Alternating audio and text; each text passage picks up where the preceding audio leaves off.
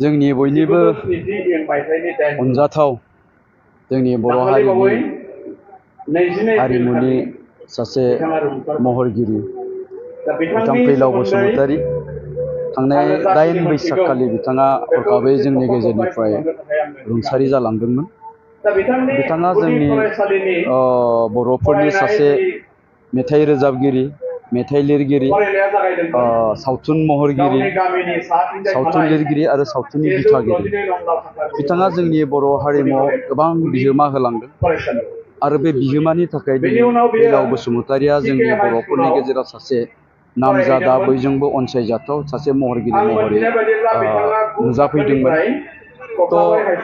दिनै बिथांनि हरखाब रुंसारि जालांनाया थारैनो जोंनि बर' हारिमुनि मोनसे गेदेरथार खहा, जाय खहाखौ जोङो सुफुंनो गोनांब्ला जोंनो गोबाव सम नांगोन। दा बिथांनि जि सारादु, बे सारादुखौ दिनैहाय 25 मे खालार खालि खुंफुंनाय जाबाय। बड' सिने आर्टिस्ट एस'सिएशन सालबारि जिल्लानि बानजायनायाव आरो बेजों लोगोसे जोंनि ओनसोलनि बुद्धिजिबि, समाज सिबियारि आरो गुदि बर' थुनलाइ आफाद आरो दुलाराय बर' फरायसा आफाद जों ज'हाय लोगो नांनानै दिनै बिथांनि सारादुखौ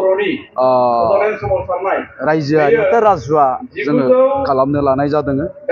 दा बे हाबाफारियाव जोङो गुबुन गुबुन अर्गेनाइजेसननि दैदेनगिरिफोर, जोंनि बर' हारिमु आफादखौ लाफानानै बड' सिने आर्टिस्ट एस'सिएशन, दुलाराय बर' फरायसा आफाद, बर' थुनलाइ आफाद, बेबायदिनो गोबां अर्गेनाइजेसननि दैदेनगिरि एबा बिबानगिरि बिथांमोनखौ जों बेवहाय हांख्रायहरनाय जादों आरो जोंनि ओनसोलनि जेसेबांखिनि महरगिरि दं आरो रायजो राजाफोर दङ, दा बिथांमोनखौ बे हाबाफारियाव जोङो खावलायदों।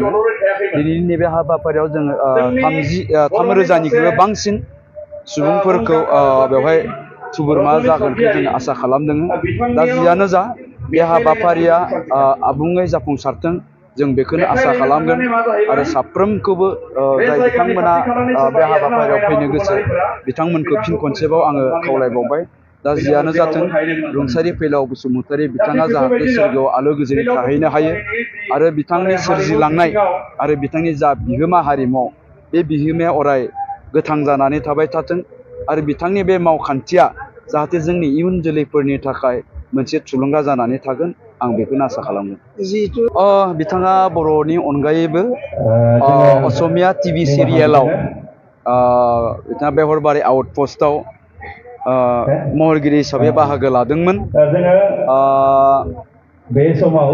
दा जिहेतु बिथाङा जोंनि बर'फोरनिल' नङा, असमिया हारिनि अर्थात आसामनि सासे महरगिरि हिसाबै बिथांनि जिथु मावखान्थि आरो मावथाय, दा बेखौ नोजोर होनानै बयनिबो गोरोबलायनायनि गेजेरजों बिथांनो बिमुं होनो हायोब्ला मोजां जायो। बे आंनिफ्राय, आं पार्सनेलि बेखिनि खोथाखौ आं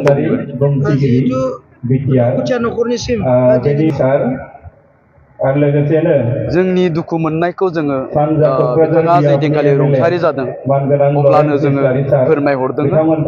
दा आं दहाय बुंनाय बायदिनो, मानोना बिथाङा बिथांनि गामि बागाजानिनिल' सुबुं जानानै थायाखैमोन, बिथांनि न'खरनिल' सुबुं जानानै थायाखैमोन, जों बयनिबो गोरबोआव बिथाङा जोंनि आंगो हिसाबै जायगा मोनदोंमोन। दा बेखायनो बे बिथिंखौ नोजोर होनानैनो जोङो थैखालिनि साननिफ्रायनो बिथांनि न'खरजों सोमोन्दो लाखिनानै हाबाफारिखौ माबोरै मावफुंनो हायो बेफोरनि थाखाय जोङो सिन्था खालामलायबाय थानाय जादों। बेनो जाहाथे दुखुथिया न'खरा बिथांनि एबसेन्सआवबो जाहाथे आलो गोजोनै न'खर संसारखौ खुंलांनो हायो, आं बेखौ आसा खालामगोन। हयथ' इयुननि समफ्राव माबाफोर हेफाजाबनि थाखाय जोंनि गोनांथि जायोब्ला बेनि थाखाय जों जेब्लायबो थियारि।